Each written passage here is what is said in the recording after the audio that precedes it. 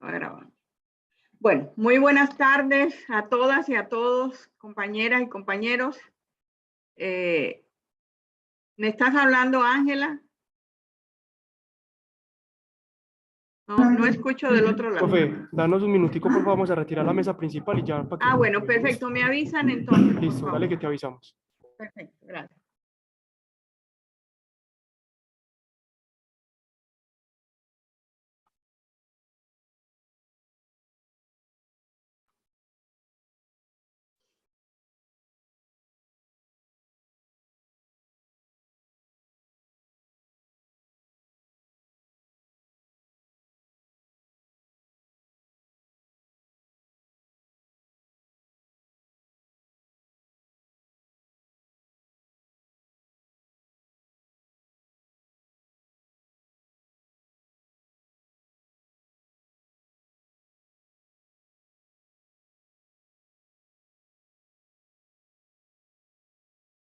Listo, profe, ya puedes comenzar. Ya, perfecto, gracias. Bueno, muy buenas tardes a todas y a todos por la invitación que me han hecho a compartir con ustedes algunas ideas acerca de la pedagogía y la didáctica en las prácticas docentes y desde ahí una visión de cómo vamos a trabajar la investigación teniendo como base estas dos ciencias. Esto ahora no. El objetivo fundamental de la charla, del contacto que vamos a hacer hoy, es esencialmente que podamos reflexionar acerca de la importancia de la pedagogía y de la didáctica como ciencias de la educación base para el desarrollo de prácticas docentes y su importancia en las investigaciones educativas. Aspectos que debemos trabajar o que vamos a trabajar dentro de la conferencia es primero un poco definir, tomar partido frente a los conceptos de pedagogía y didáctica como ciencias y profundizar un poquito en las invariantes de la didáctica también como ciencia de la educación, pero como base para la construcción de cualquier didáctica especial que se vaya a asumir. También vamos a hablar un poquito de los métodos más eficaces para enseñar, entre ellos el método de proyecto, el aprendizaje basado en problemas, el papel que tiene en la actualidad la educación centrada en el estudiante en las prácticas docentes y finalmente cómo todo esto impacta la investigación y la innovación que hacemos en el posgrado y su vínculo esencialmente con dos ciencias que no podemos obviar en ciencias de la educación, que son la pedagogía y la didáctica. Para poder reflexionar a lo largo de la conferencia, nosotros hemos planteado 3 reflexiones necesarias que creo que pueden servir de base después al debate. Una primera, planteamos si es posible o creen ustedes que se puede enseñar de forma efectiva, desarrolladora y significativa sin que tengamos un sustento pedagógico y didáctico desde el punto de vista científico. Se podrá hacer un buen fundamento didáctico transformando circunstancias adversas del proceso de enseñanza-aprendizaje dentro de marcos curriculares. Y hay algo importante que quiero tocar en este momento y es que hemos pasado todos por 2 años de pandemia y hay que preguntarse, la pandemia en general en casi todos los países nos reveló que no todos estábamos preparados para el cambio, pero hay una pregunta latente. ¿Sí estábamos preparados desde el punto de vista didáctico en la enseñanza presencial? Yo voy a tratar de demostrar que una de las problemáticas más graves que tenemos hoy en la educación en general y en la construcción de las didácticas especiales es que nos falta ese conocimiento didáctico de la didáctica general para poder hacer innovaciones educativas y hacer construcciones. Muchas veces hacemos el trabajo desde la intuición, desde nuestra experiencia pedagógica, pero no siempre con base en un fundamento científico desde las ciencias de la educación. De ahí la importancia que tiene, por supuesto, que muchas personas puedan profundizar sus conocimientos a nivel de posgrado, a nivel de maestrías, a nivel de doctorado, y puedan aportarle a las ciencias desde la investigación, pero construyendo conocimiento. Vamos entonces a tomar partido o puntualizar algunas ideas en torno a educación, pedagogía y didáctica. Lo primero que debemos plantear es que la educación esencialmente es ese proceso que se da en la vida social, donde percibimos una adecuada relación entre ese proceso de dar, conducir, guiar y un proceso de extraer el caudal de conocimientos y experiencias de cada ser humano, a partir de dos cuestiones fundamentales: de la posición de liderazgo del que enseña y del aprendizaje significativo del que aprende.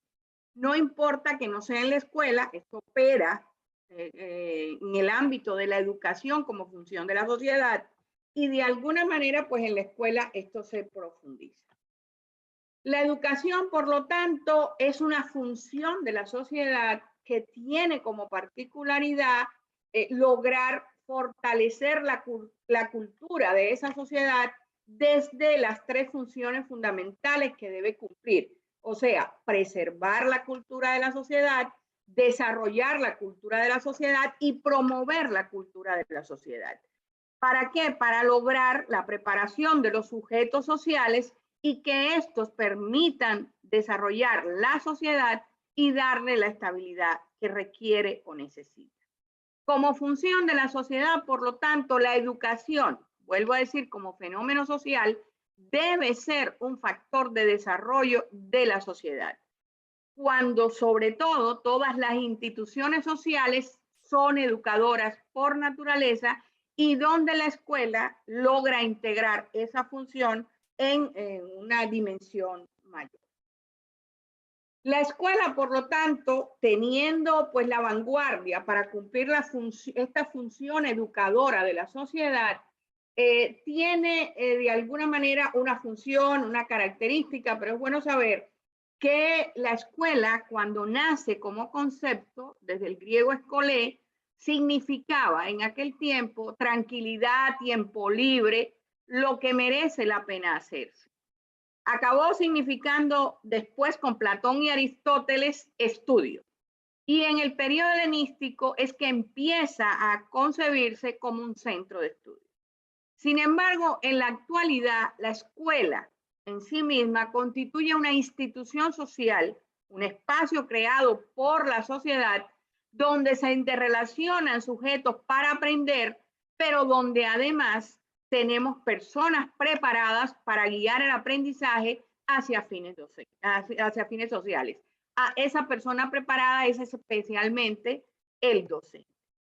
El docente, por tanto, es esa persona preparada para enseñar, pero que es capaz de poseer competencias que conduzcan al aprendizaje de otros y de relacionarse con todos los actores sociales para garantizar un ambiente de aprendizaje social. Por ello, entonces, el docente guía el aprendizaje para que el otro aprenda a conocer, a hacer y a convivir, y sobre todo para que aprenda a pensar para transformar. En este orden de cosas, entonces, si la educación es esa función de la sociedad, donde hay muchas instituciones socializadoras, pero donde la escuela tiene una función de vanguardia, y dentro de la escuela el docente es una figura fundamental, entonces el docente debe atender a las ciencias que apoyan o ayudan esa actividad tan profesional que es enseñar. Noam Chomsky decía, si estás enseñando hoy lo que estabas enseñando hace 5 años, ese campo está muerto o lo estás. De manera que permanentemente los docentes debemos estar cultivándonos, estudiando, aprendiendo, profundizando y sobre todo generando innovaciones pedagógicas y didácticas para que los estudiantes realmente logren aprender y sobre todo aprendan a pensar y a transformar su realidad transformándose así. ¿Qué es entonces la pedagogía? A pesar de que todavía subsiste en algunos lugares el debate de si la pedagogía es ciencia o no, la verdad es que este es un debate que está ya casi agotado. Está reconocido en la mayoría de los círculos científicos que la pedagogía es una ciencia de la educación y es más, ya se reconoce como ciencia integradora de las ciencias de la educación. Su propósito, objeto y método están dirigidos esencialmente a que podamos comprender, explicar y dar ciertas normas o buscar ciertas regularidades para que se logre una adecuada intervención en el acto formativo de la persona. Su objeto de estudio es precisamente el proceso formativo de la persona en contextos educativos. Por lo tanto, la pedagogía es una ciencia de la educación que se ocupa de estudiar este proceso formativo tanto en el ámbito escolar como no escolar. O sea, donde quiera que estamos compulsando el proceso formativo de una persona en un contexto educativo, que no necesariamente tiene que ser escolar, evidentemente hay pedagogía. Yo recuerdo que en Medellín, una de las cosas más destacadas incluso a nivel mundial, fue todo el proceso que hizo la ciudad de esa pedagogía urbana cuando fue a construirse el metro. O sea, quiere decir que la pedagogía es ese proceso formativo de la persona que en cualquier contexto educativo pues opera para compulsar esa formación personal. Dentro del proceso de formación de la persona, y esto lo plantea la pedagogía como ciencia, el mismo está de alguna manera apoyado en tres dimensiones fundamentales. La dimensión instructiva, donde la persona desarrolla conocimientos y habilidades, o sea, conoce y sabe hacer. La dimensión educativa, donde la persona forma y desarrolla valores y actitudes, o sea, la persona aprende a hacer y a convivir. Y hay una dimensión muy importante que es la dimensión desarrolladora, que es cuando la persona desarrolla su capacidad de transformar la realidad y transformarse a sí mismo. Es muy importante saber que la pedagogía tiene una regla fundamental y es que es necesario preparar a la persona para la vida, en la vida, a lo largo de la vida, y este proceso formativo es un proceso en el cual la persona aprende no solo a comprender su realidad, sino también a transformar una realidad.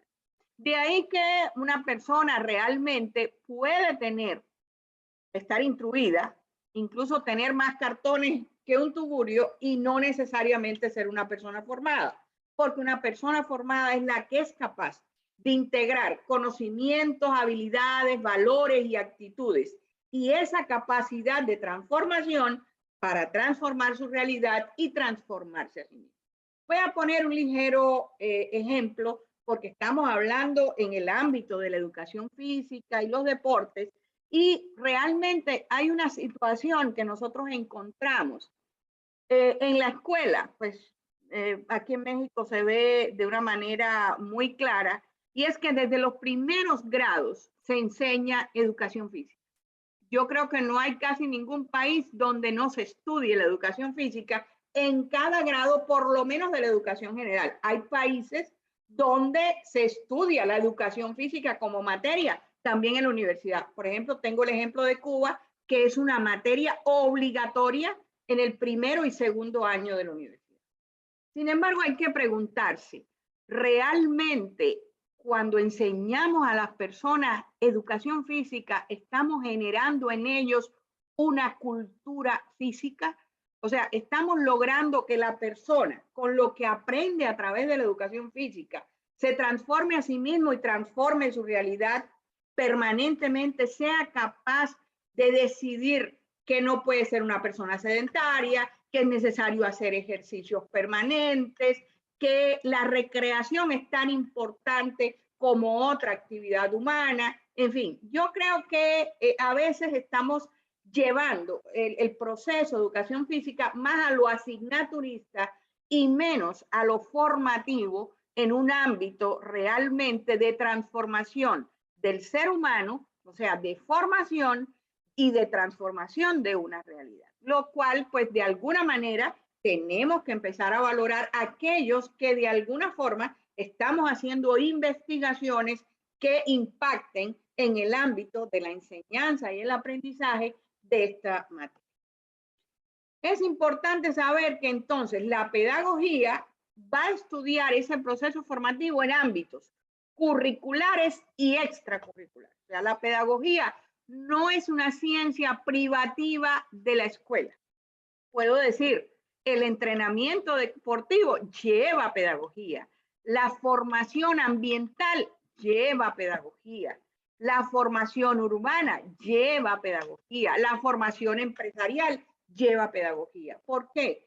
Porque la pedagogía como ciencia nos explicita cuáles son las leyes básicas de ese proceso de formación en casi todos los teóricos que de alguna manera conforman el círculo científico de esta ciencia.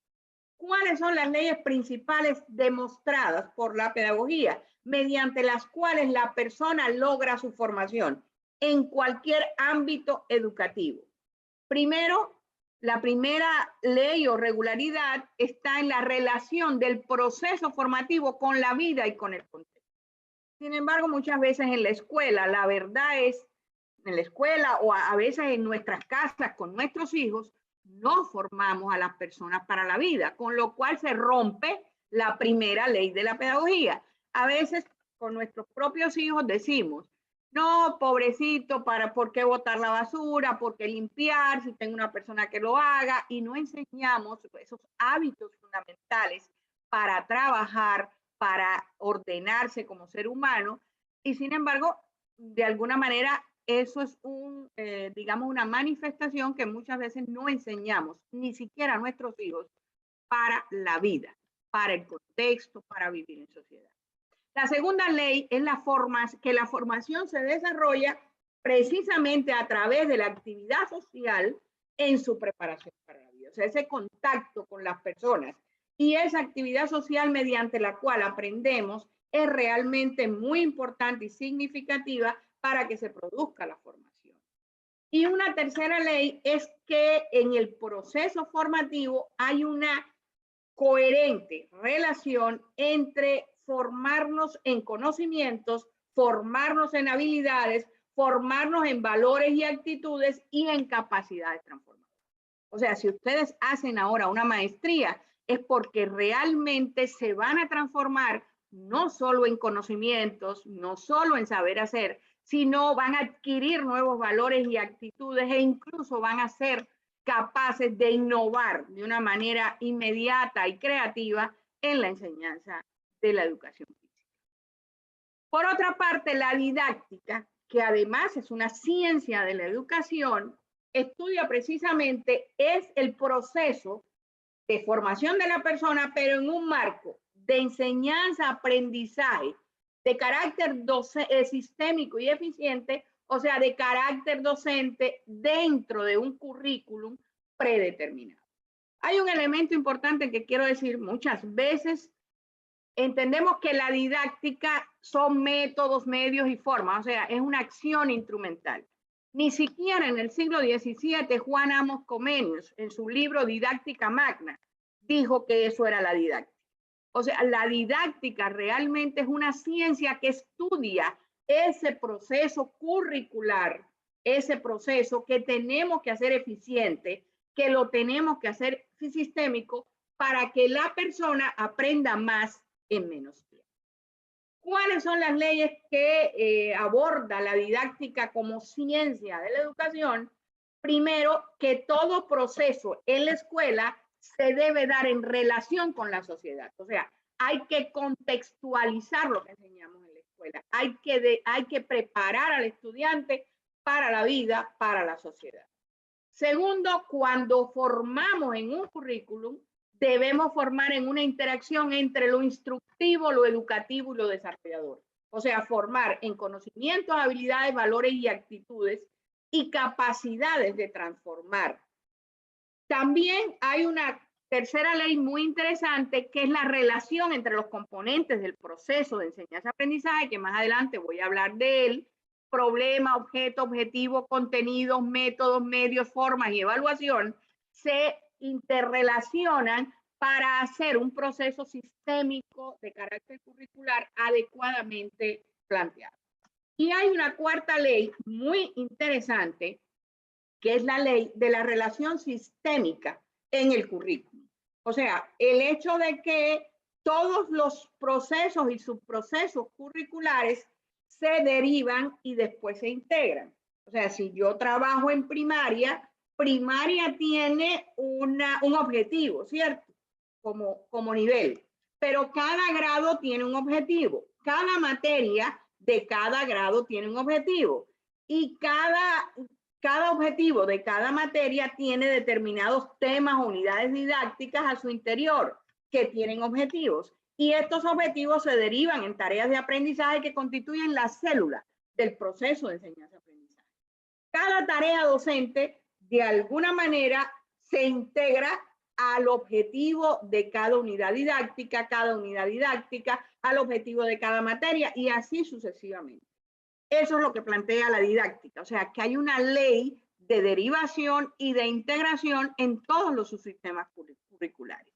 Es muy importante saber que para cualquier persona que hace un posgrado en educación, no importa en lo que sea, pero en ciencias de la educación, es significativo poder profundizar en los fundamentos pedagógicos y didácticos, porque de alguna manera ellos van a constituir la base para poder hacer cualquier tipo de investigación en esta área de conocimiento. Por otra parte, quiero plantear lo que decía al principio, y es que estos 2 años que hemos vivido este proceso de pandemia, esta pandemia nos reveló algo importante. Y es que el docente debe tener una preparación didáctica integral y científica, y los modelos de enseñanza deben complementarse permanentemente.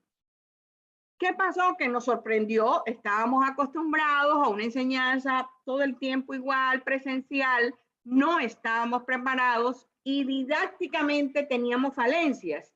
Y eso nos costó mucho trabajo después a la hora de empalmar, o que nos dijeran, no solo porque no sabíamos de la tecnología, sino porque didácticamente teníamos esas debilidades que no nos permitían entrar con las nuevas tecnologías, con la tecnología educativa dentro de todo este proceso.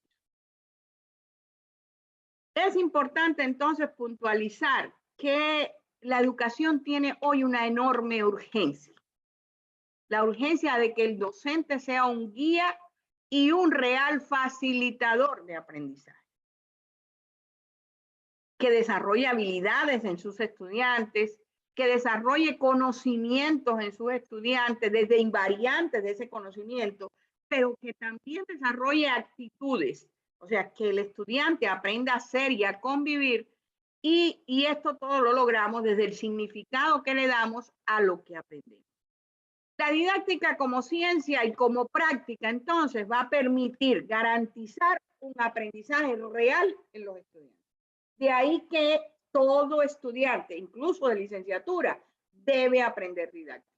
Hoy a veces tenemos unas estructuras curriculares en las universidades complicadas. Yo diría que incluso desde la década del 80, en algunas universidades se dejó de estudiar didáctica, se estudiaba teoría de la educación, pero no se estudiaba didáctica, y en el mejor de los casos únicamente se estudiaba metodología de la enseñanza.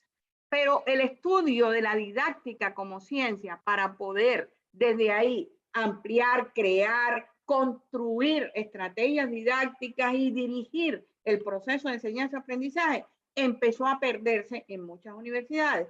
Por lo tanto, el llamado de atención que hago hoy es a siempre recurrir a la didáctica como ciencia realmente para poder hacer una práctica docente adecuada. Para ello, existen un conjunto de cambios pedagógicos y didácticos actualmente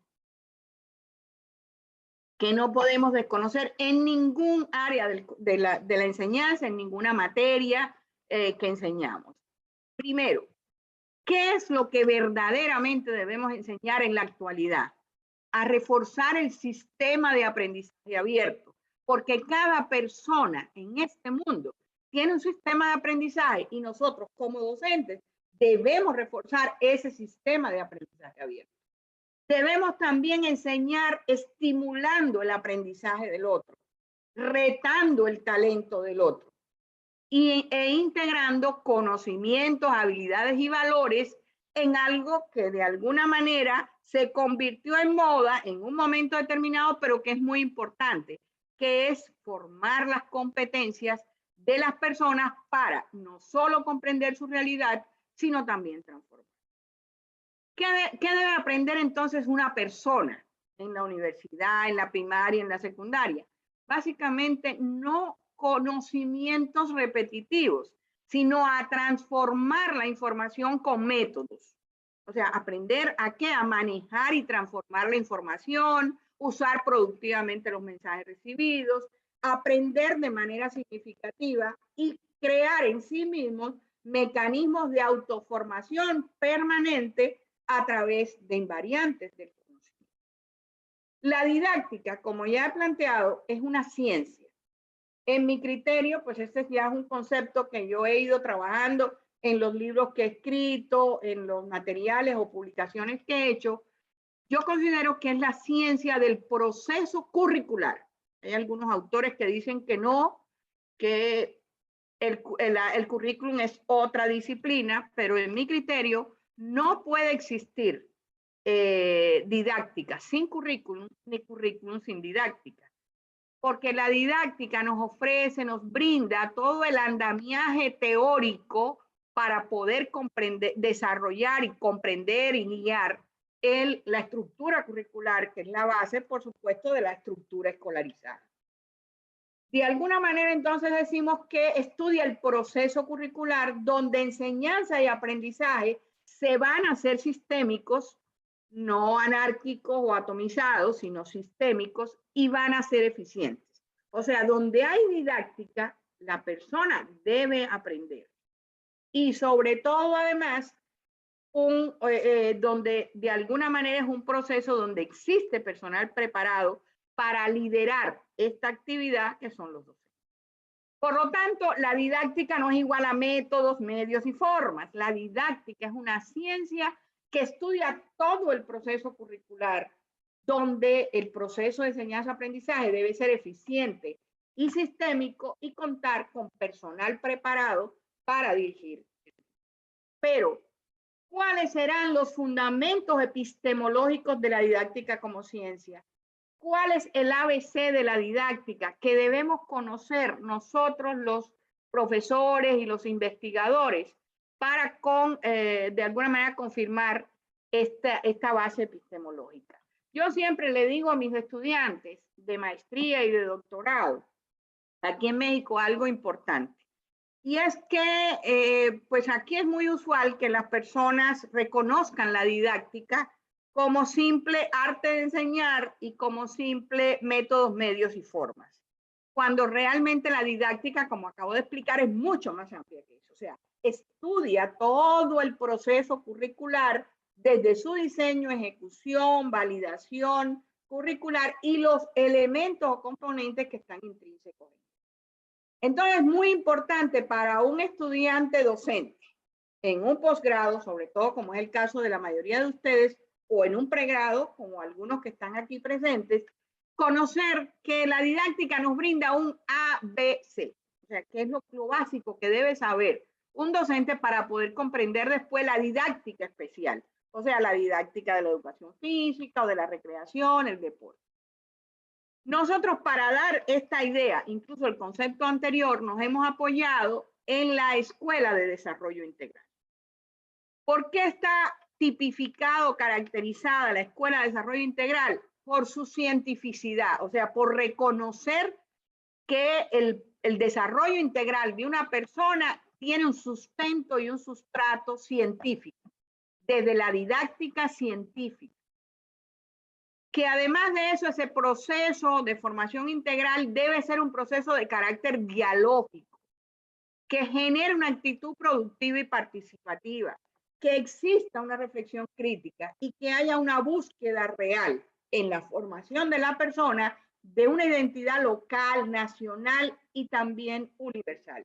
Si recordamos el texto de Edgar Morin, Los 7 saberes necesarios de la educación del futuro, podríamos recordar que él nos dice muy claramente que debemos educar para la aldea planetaria. Entonces, hay un elemento importante que va definiendo a la didáctica como ciencia dentro de esta escuela de desarrollo integral, y es que el que aprende es consciente no solo de lo que aprendió, sino cómo y para qué lo aprendió. De alguna manera, esto en los últimos años hacia acá se ha venido fortaleciendo con los conceptos de metacognición. Pero básicamente la didáctica siempre nos ha dicho, la persona asimila conscientemente cuando es capaz de expresar mediante su palabra no solo lo que aprendió, sino cómo y para qué lo aprendió.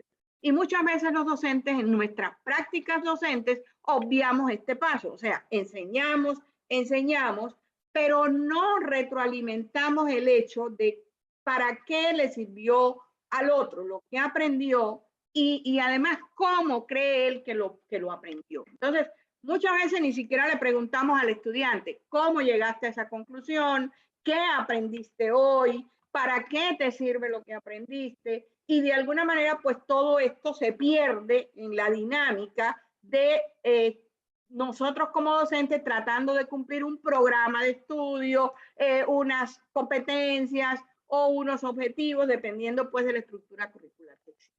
La base entonces de esta didáctica es que la persona aprenda, pero aprenda conscientemente. Hay un texto del doctor Carlos Álvarez de Zayas que se llama La escuela en la vida. Es un libro excelente de didáctica. Yo recomiendo a los que van a hacer la maestría, lean ese libro, consulten ese libro, porque realmente en ese texto Carlos Álvarez expone su teoría de los procesos conscientes y nos demuestra que la base de toda la estructura didáctica está en que la persona haga consciente el objetivo, el contenido, los métodos, los medios, la forma, e incluso sea consciente de la evaluación. ¿Para qué me van a evaluar? ¿Para qué me voy a evaluar? Y de alguna manera, ¿cómo logro ese objetivo? O sea, lograr que el que aprende, el que está del otro lado, sea el centro del proceso de enseñanza-aprendizaje.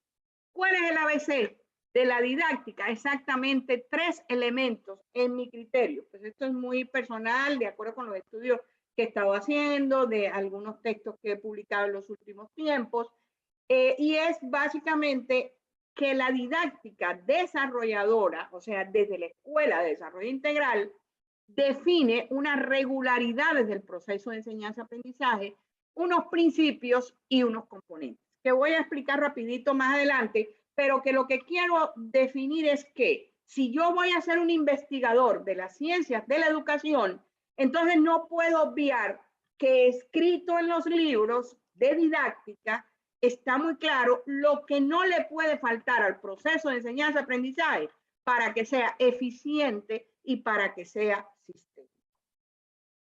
¿Cuáles son esas regularidades? El ABC, este es el A. Primero, que todo proceso de enseñanza-aprendizaje se tiene que relacionar con la sociedad, con el contexto. Entonces, el punto de partida de cualquier actividad de un docente, ¿cuál es el contexto? Yo quiero contarles rápidamente que aquí en México está saliendo ya una nueva reforma curricular muy interesante, donde incluso se están perdiendo límites de algunas asignaturas y cuya esencia incluso va más allá del contexto. Se dice, hay que formar en la comunidad y para la comunidad. Un poco destacando que esa primera ley de la didáctica pues es la base para todo el proceso de enseñanza-aprendizaje. Segunda regularidad, todo proceso curricular tiene que lograr su eficiencia cuando usted forma al otro en conocimientos, habilidades, valores y actitudes. O sea, desde lo instructivo, lo educativo y lo desarrollador. Como decía hace un rato, una tercera ley es la relación de derivación e integración de los subsistemas curriculares y una cuarta ley es la relación entre los componentes del proceso de enseñanza-aprendizaje. Estas 4 leyes rigen y dan movimiento a todo el proceso de enseñanza-aprendizaje de carácter curricular en cualquier materia que enseñemos. Entonces, si somos investigadores y somos docentes de esa práctica docente, tendríamos que reconocer que para poder movilizar y hacer eficiente nuestra actividad, tendríamos que lograr que se den estas 4 regularidades. Por otro lado, la B, A, B, ¿cierto? La B de esas bases epistemológicas, para mí son los principios didácticos. Estos principios didácticos surgen, o sea, se consolidan como principios didácticos en la década del 70-80 del siglo pasado, con unos alemanes, Klimberg y Danilo y Scatti. En sus libros de didáctica aparecen cuáles son los principios didácticos del proceso de enseñanza-aprendizaje. Y desde estos principios didácticos, muchos países van creando sus modelos educativos y definiendo, significando cuáles son los principios didácticos que van a operar en sus modelos educativos. Si ustedes entran a la página, por ejemplo, de la Secretaría de Educación de México, van a encontrar en el modelo educativo de México 12 principios didácticos que rigen el proceso de enseñanza-aprendizaje de todas las materias en el currículo. Pero la base, el origen de estos principios didácticos son exactamente estos que estoy diciendo. Primer principio, el principio del carácter científico y educativo del proceso docente. O sea, si yo enseño educación física, la educación física tiene de base la ciencia, anatomía, fisiología y muchas otras ciencias que reflejan realmente lo que debemos hacer junto con el carácter educativo que tiene que tener la materia. Entonces, un principio didáctico es que siempre debemos enseñar desde lo científico, pero todas las materias tienen un enfoque educativo, forman valores, forman actitudes. Por otra parte, toda materia debe tener un vínculo de la teoría con la práctica, segundo principio didáctico. Debe lograrse la unidad de lo concreto con lo abstracto. Debemos lograr la asequibilidad del proceso de enseñanza-aprendizaje. A veces los maestros hablamos como en chino, ¿cierto? A quien habla español. Decimos palabras rimbombantes o hablamos de algo que el estudiante no conoce.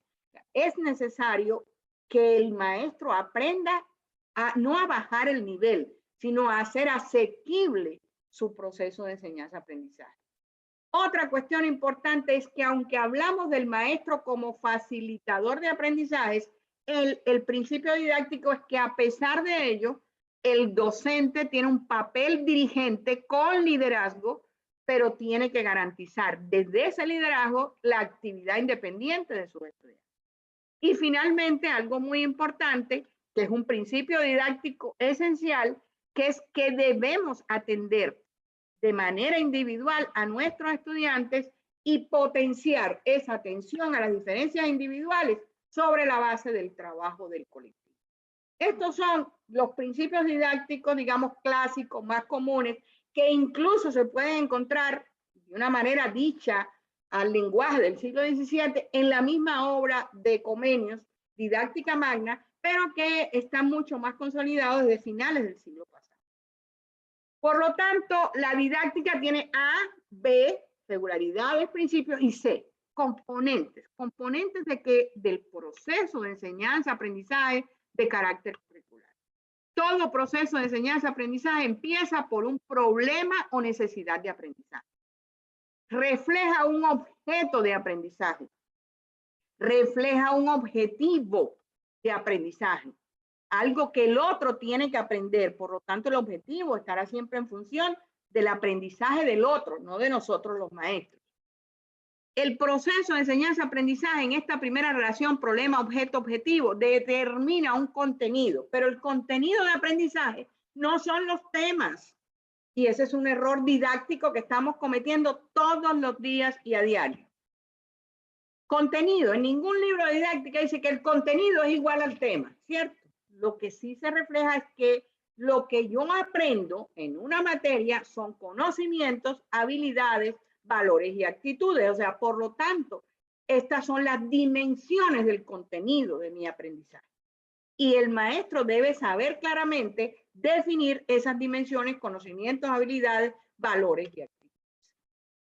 Cuando ya tenemos la relación problema, objeto, objetivo, contenido de aprendizaje, entonces es que podemos empezar a hablar de métodos, medios, formas que de alguna manera pues nos van a llevar a definir las vías o caminos mediante los cuales se va a producir el aprendizaje del otro. Y finalmente todo esto confluye en los resultados, o sea, en la evaluación. Por lo tanto, la evaluación como resultado refleja el cumplimiento del objetivo y la solución del problema de aprendizaje del que está aprendiendo. De esta forma, estos componentes didácticos, o sea, la C del ABC, nos permiten decir que el proceso curricular es un proceso sistémico, integrador de componentes que se relacionan y que el maestro tiene que aprender a construirlo. Desgraciadamente, uno de los problemas que tenemos en la escuela hoy es que llegan normas y la norma dice, haga la planeación didáctica de acuerdo con las competencias. O haga la planeación, ahora no pueden poner objetivos, ahora tienen que poner logros. O haga la planeación didáctica de esta manera o de la otra, sin tener en cuenta que esencialmente cualquiera de estas estructuras de planeación no puede obviar la base epistemológica de la didáctica como ciencia, o sea, las regularidades, los principios y los componentes. Por eso nosotros hemos llamado a este ABC invariantes de la didáctica desarrolladora, invariantes que no debemos dejar de conocer. De esta manera, conociendo este ABC de la didáctica desarrolladora, evidentemente tenemos que decir que la didáctica es la ciencia del currículum, que nos ofrece realmente los principios, regularidades, teorías, componentes que son la base de ese currículum. Y el currículum no es más que ese proyecto formativo de carácter sistémico que asume una conceptualización didáctica, pero que expresa las relaciones de ese proceso de aprendizaje con el contexto social, con los desarrollos científico-técnicos y con las necesidades del que aprende. De esta manera hay una relación dialéctica muy fuerte entre didáctica y currículum. ¿Por qué? Porque en nuestro criterio no existe un currículum sin fundamentos didácticos, pero tampoco existe una didáctica sin una concreción curricular. De manera que cualquier investigación que se vaya a hacer en las estructuras curriculares tiene que tener su base ¿dónde? En la didáctica. También tenemos que puntualizar que la didáctica científica está abogando por lograr un modelo educativo centrado en el aprendizaje, donde de alguna manera el estudiante es el centro de ese proceso de enseñanza-aprendizaje. Sin embargo, hay que decir, existe un fuerte arraigo a la educación tradicional centrada en el docente. El docente plantea objetivos para él, el docente piensa lo que tiene que comunicar, el docente piensa, pero muchas veces no piensa lo que el otro no solo debe hacer, sino debe aprender. ¿Por qué se ha mantenido tanto tiempo en nuestro criterio la pedagogía tradicional? Porque este es un tipo de enseñanza que evidentemente tiene ventajas, se ha mantenido por eso. En general, cuando aplicamos la pedagogía tradicional, el grupo se mantiene ordenado y hacemos siempre lo mismo. Los estudiantes se mantienen pasivos y por tanto tranquilitos. El profesor conserva todo el control del aula y de las actividades que se hacen, y debido a que el profesor tiene ese control de las actividades, no se preocupa porque los alumnos pierdan un tema porque él se los hace llegar permanentemente en su explicación. La instrucción básicamente es aburrida, los estudiantes pueden pasar por alto hechos importantes y los estudiantes no pueden expresarse al hacer preguntas y de alguna manera pues se mantiene mucho más calmada la clase. La educación centrada en el estudiante, sin embargo, es aquella educación donde utilizamos una variedad de métodos que centran el aprendizaje en el estudiante responsable de ese aprendizaje, pero hay que enseñar al estudiante también a ser responsable de su aprendizaje. Y desde ahí el profesor se convierte en una guía y en un facilitador de aprendizaje, donde hacemos énfasis en la persona que aprende, en el aprendizaje activo, el aprendizaje basado en problemas, forma colaborativa, el aprendizaje basado en proyectos, el aprendizaje colaborativo, ese también aprendizaje inductivo, donde los estudiantes y docentes pueden compartir ese enfoque de la necesidad de aprendizaje en lugar de escuchar siempre al profesor. Y los estudiantes y docentes van a interactuar por igual, alentando ese trabajo colaborativo, lográndose una verdadera comunicación pedagógica. Entonces, el estudiante aprendería o aprenderá importantes habilidades de comunicación y de colaboración e incluso a dirigir su propio aprendizaje, pudiendo incluso crear él mismo las preguntas y de alguna manera desarrollar independientemente su actividad intelectual. El docente, de alguna forma, convertido en guía y en real facilitador de aprendizaje, como hemos dicho, desarrolla habilidades, conocimientos, actitudes, involucra a los estudiantes aprenden a reflexionar desde una concepción metacognitiva, los motiva dándole cierto control a los estudiantes en su proceso de aprendizaje y el docente también logra fomentar la colaboración. Para lograr todo esto, los métodos fundamentales que hoy tienen mucha más fuerza en el mundo didáctico es exactamente el aprendizaje por proyectos, el ABP, aprendizaje por proyectos. E incluso vuelvo a hacer mención de que en el nuevo marco curricular de la escuela básica en México, esta constituye la metodología fundamental a través de la cual se va a formar a los estudiantes en todas las materias, desde el preescolar hasta el bachillerato, pero además de eso, con un concepto de integración de aprendizaje alrededor de un proyecto. Tenemos que enseñar a los estudiantes. Yo digo, en educación física hay miles de formas de enseñar por proyectos. El primer proyecto muchas veces es cuando creamos un equipo deportivo o cuando creamos un juego, que el estudiante incluso puede o crear el proyecto o participar en los proyectos que vamos creando permanentemente.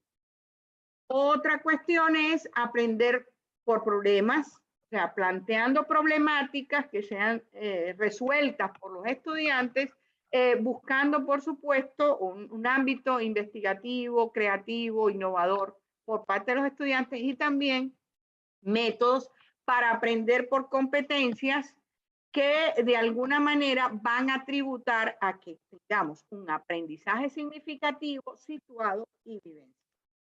Para ello, hoy también se está hablando en didáctica de algo muy importante y es la existencia del llamado paquete didáctico, tanto para entornos virtuales de aprendizaje como para entornos presenciales. El paquete didáctico estaría formado por una guía de estudio o manual de tareas de aprendizaje.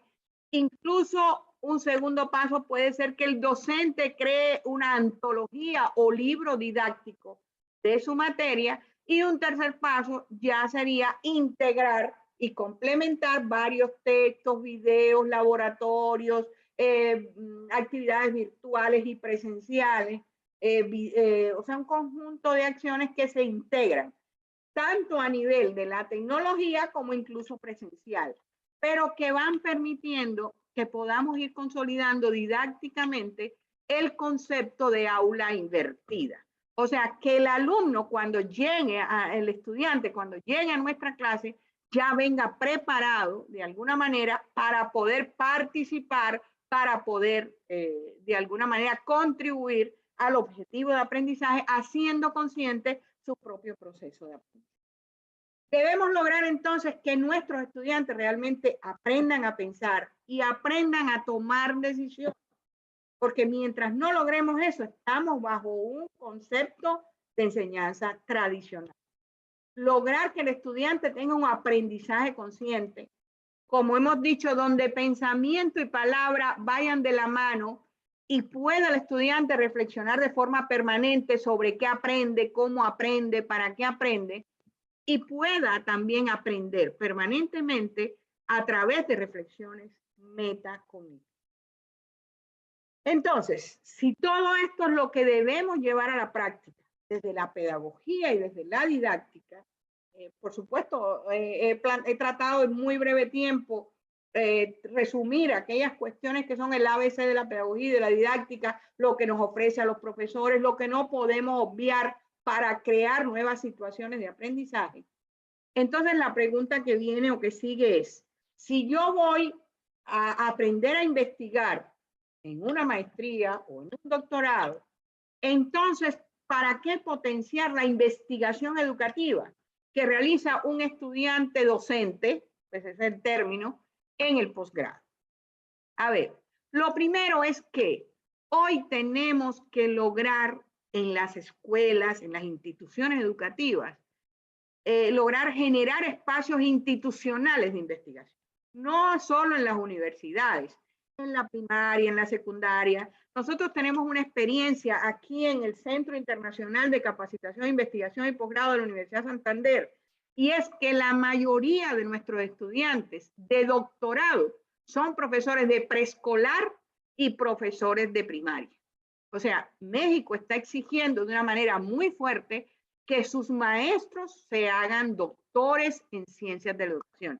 O sea, no solo ejecuten la docencia, sino también que esa docencia se haga con investigación, intentando buscar espacios institucionales de investigación y garantizando que la institución educativa sea una institución investigadora y que los docentes también sean docentes investigadores. Voy a tratar de dar algunos puntos de por qué el docente por naturaleza, desde su desempeño, es un investigador nato y por lo tanto debemos potenciar que esa actividad docente sea con base en el fortalecimiento de la investigación. Por otro lado, también tenemos que fortalecer la formación para la investigación porque necesitamos apoyar la pertinencia e innovación educativa en las escuelas y fortalecer una comunidad de investigadores en el campo educativo. Pero no una comunidad de investigadores elitistas, porque esa es una tendencia que hay en América Latina. O sea, encontramos una élite de investigadores, grandes investigadores que escriben libros, que publican, y que utilizan el trabajo del maestro de base, el que está en el aula, el maestro de a pie, como sujeto, más no como objeto, mejor dicho, de investigación, pero no como parte de su equipo de investigadores.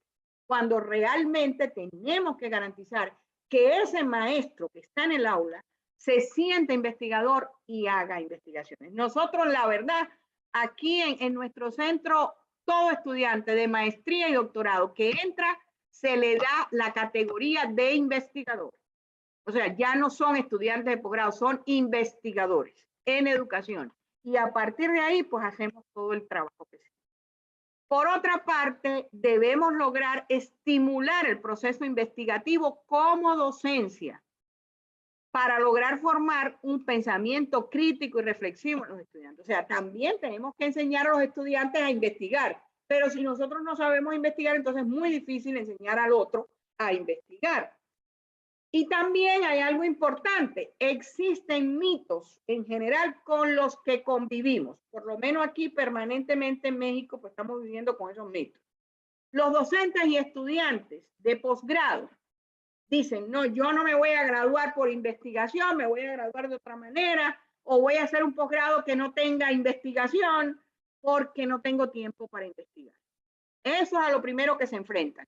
No tengo tiempo para investigar, porque pues se presume que la investigación es algo muy fuera de lo común, muy fuera de lo normal y que por lo tanto requiere de muchísimo tiempo fuera de la docencia que ejecuta. Otro mito es que yo no necesito tener habilidades investigativas para desempeñarme, ni en el posgrado ni en mi práctica docente. Muchos maestros dicen, yo doy clases, yo no tengo que ser un investigador. Voy a intentar más adelante demostrar que es imposible ser un buen docente si no se es un buen investigador. Otro elemento es que yo puedo ser máster y doctor sin hacer investigación científica pertinente y generalizada. Muchas veces la investigación que hacen los estudiantes de una maestría es una monografía. Ni siquiera hacen una investigación. Y hay ya lugares, incluso aquí en México existen programas de maestría donde el estudiante no tiene que hacer investigación. O sea, se titula automáticamente después de hacer todas las asignaturas. No es nuestro caso. O sea, en nuestro caso, evidentemente, hay investigación y en la mayoría de los programas hay investigación en la maestría y por supuesto en el doctorado. Hay alguien que tiene un micrófono abierto, puede que haya un retorno ahí que después no funcione. Jefferson tiene el micrófono abierto. Decía además que otro mito interesante es que para hacer investigación, ¿para qué voy a hacer investigación educativa si nunca la van a aplicar? Ese es otro mito. ¿A qué me voy a esforzar tanto? Si eso no me va a parar bolas, nadie me va a escuchar, eso nadie lo va a aplicar. Pues yo la hago y la aplico yo y después trato de promover eso que estoy haciendo para que otros lo generalicen y lo utilicen. Aquí viene lo que quiero explicar rápidamente. Y es que en mi criterio y en mi experiencia como profesora, como docente, yo creo que no existe ninguna actividad docente práctica donde ese docente no tenga que hacer obligatoriamente investigación. ¿Cuál es la primera investigación que tenemos que hacer como docentes? La investigación desde la enseñanza. Primero, lo primero que un docente, y eso está escrito en todos los libros de didáctica, que yo tengo que hacer es un diagnóstico de mis estudiantes. Y esa es la primera investigación. O sea, tengo que saber, conocer a mis estudiantes. Segundo, tengo que saber qué enseño. Tengo que investigar sobre los temas, sobre las características de ese proceso. Y también tengo que investigar sobre los nuevos métodos de enseñanza. Por lo tanto, hay investigación en la dimensión de enseñanza.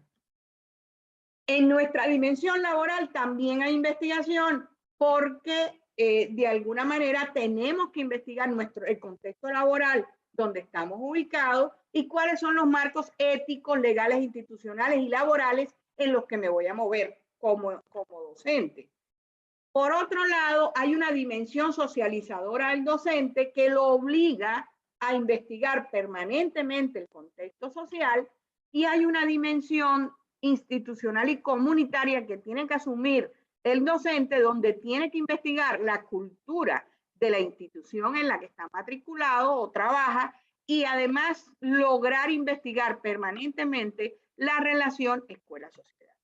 Por lo tanto, en estas 4 dimensiones, que son 4 dimensiones mundiales, internacionales, que tipifican el desempeño de un docente, se tiene que lograr el ejercicio cotidiano, en el ejercicio cotidiano de la actividad profesional de la docencia, la investigación. ¿Para qué? Para que el docente pueda conocer lo que enseña y saber enseñar. Claro, como docentes tenemos que saber delimitar que hay una investigación científico-educativa, que es la que muchas veces hacemos en los programas de posgrado, que es un proceso riguroso y sistemático, encaminado a resolver problemas de las ciencias, cuyo objeto de estudio es ese proceso formativo en contextos educativos que genere conocimientos con un método científico. O sea, pongo incluso en rojo que genere conocimientos con un método científico.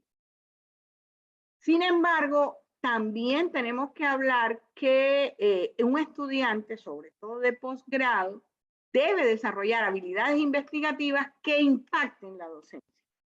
Y la pregunta es cómo convertir a ese estudiante de posgrado en un investigador para que mejore las prácticas educativas con base en un proceso de investigación. Primero hay que enseñarlo a identificar la práctica docente, pero como un espacio permanente y sistemático de innovación.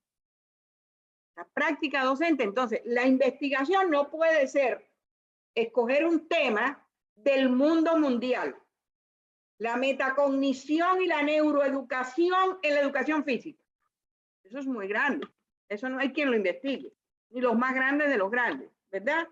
Entonces hay que saber identificar qué está pasando en mi contexto y cómo ese contexto puede ser un ámbito real y permanente de innovación. Mi tema de investigación realmente tiene que estar ahí, en mi aula de clase, en el día a día, en lo que hago todo el tiempo, lo que sé y donde puedo aportar. También hay que enseñar al estudiante de posgrado a problematizar sobre el ser y el hacer como maestro. Hay que enseñarlo a gestionar los datos que nos ofrece esa práctica permanente para poder después trazar esas estrategias de enseñanza-aprendizaje que vamos a plantear, o sea, que podamos leer el contexto, que podamos gestionar esos datos que nos da esa práctica y con base en esto crear esas estrategias de enseñanza-aprendizaje.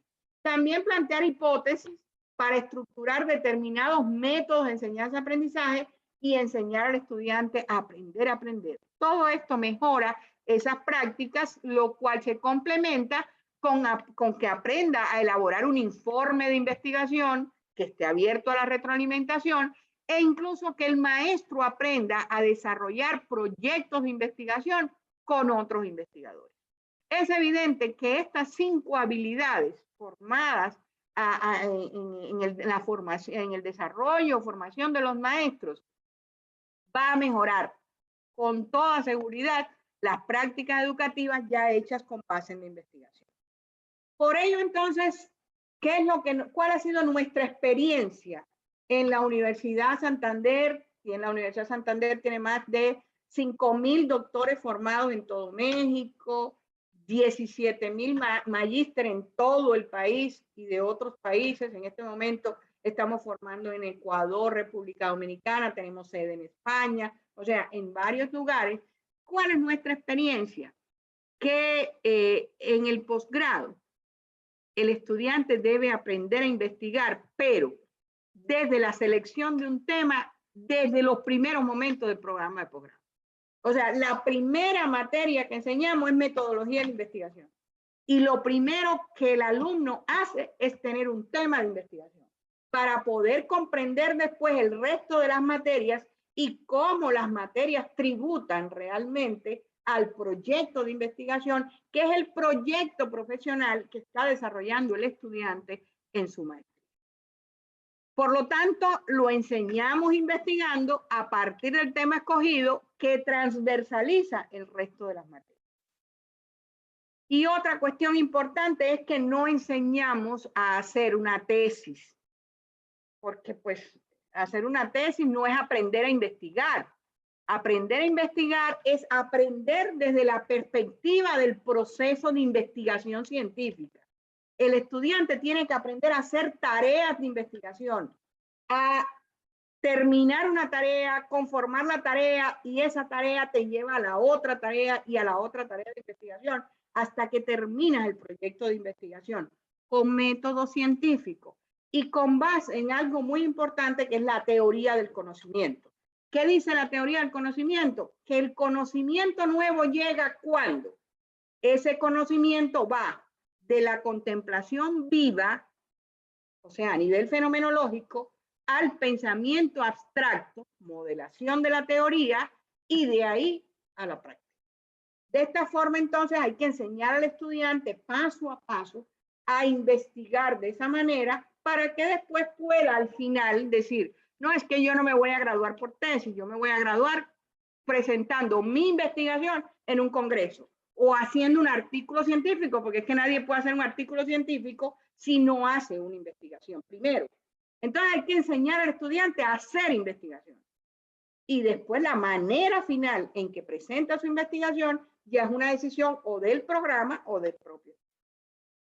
¿Qué tiene que aprender a hacer entonces un estudiante de posgrado? Definir muy bien un tema de investigación, hacer muy bien un diseño teórico y metodológico de su proyecto, aprender a cumplir tareas de investigación, compilar todos los resultados que va obteniendo, elaborar un informe o informes por tareas y un informe final, argumentar las tesis, porque la tesis no es el libro, no es el documento.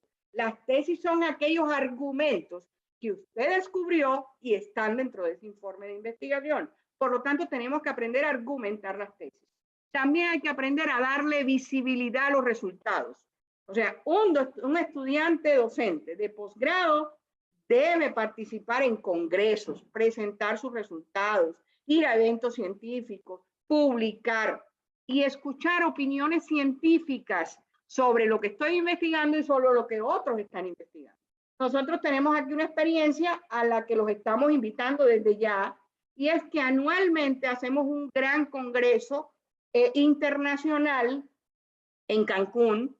Pues hasta hace unos 2 años era presencial, los últimos 2 años los hemos hecho virtual, sobre resultados de investigaciones de estudiantes y docentes de maestrías y doctorados.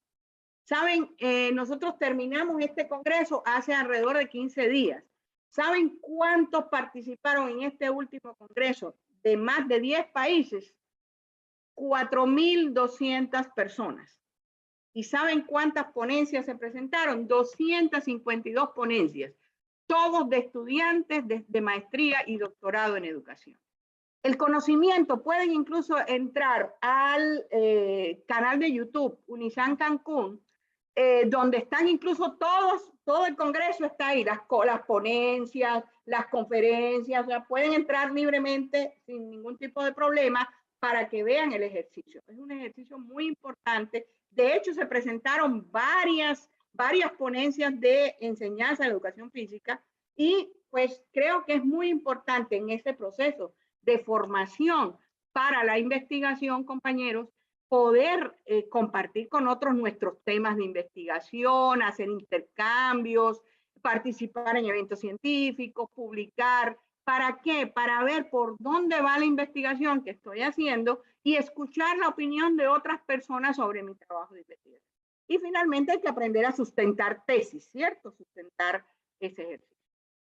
Por lo tanto, mi recomendación básica es, si la pedagogía y la didáctica son ciencias que permiten y consolidan de alguna manera el proceso de enseñanza-aprendizaje en la práctica docente del maestro y sirven de base teórica a las investigaciones en educación, entonces al escoger un tema de investigación, hágalo desde el contexto educativo que usted ejecuta día a día.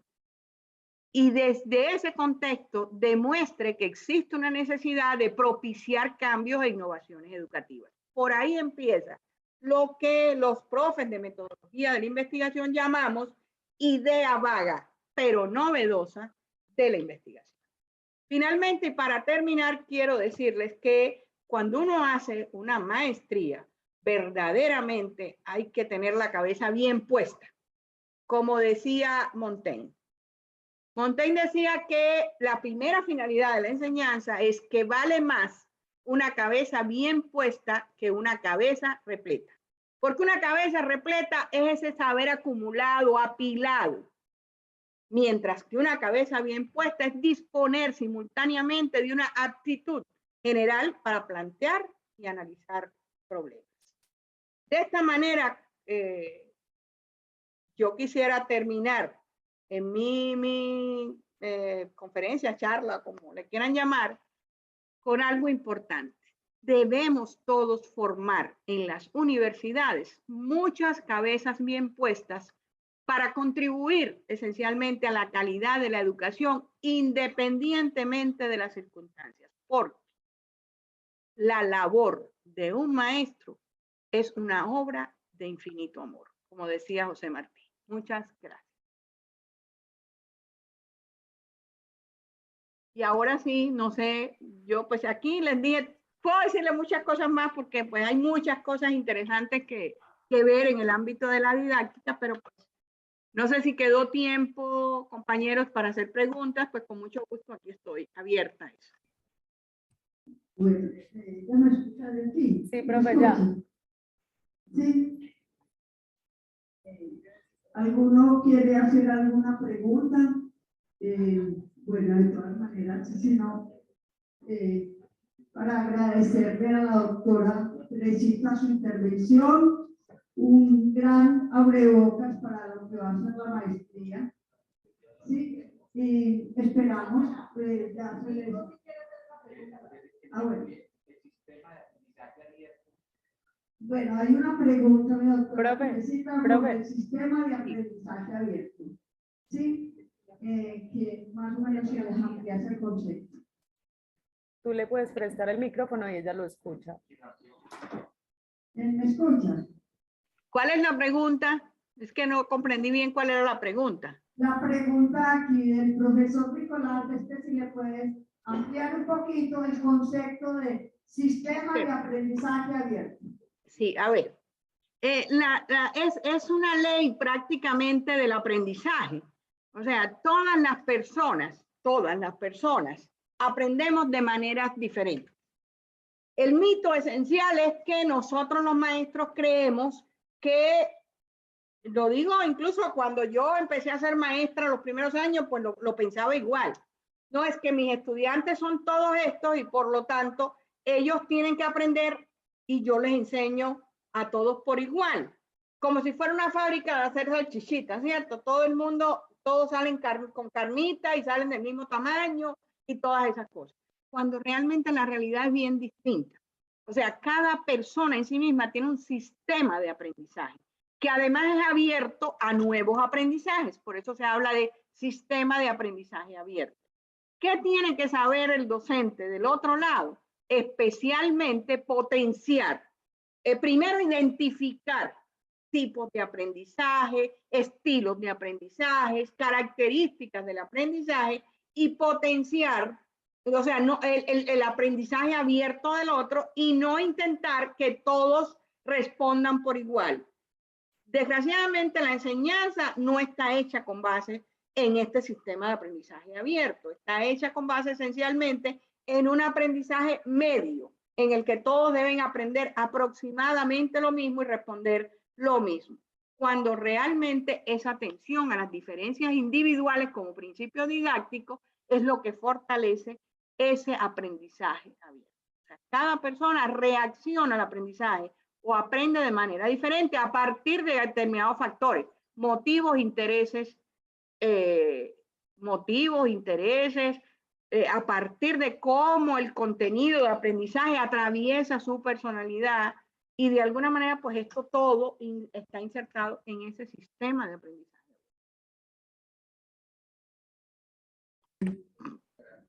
Muchas gracias, doctora.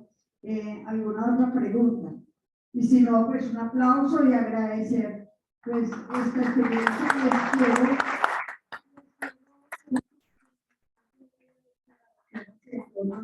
ya un poquito.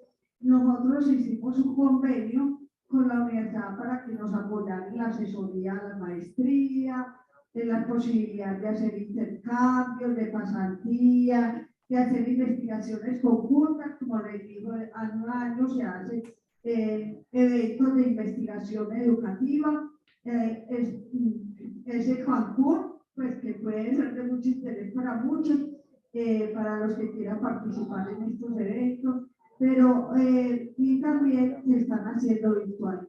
Yo les haría llegar pues, a las personas también, siempre como la invitación que nos hace la doctora Teresita, y las son muchas las posibilidades que tenemos en el marco de este convenio de establecer relacionamientos con esta universidad que tiene también muchos relacionamientos con muchos países y muchas universidades. No sé, mi doctora, si en 2 minutitos nos amplía. ¿Sí?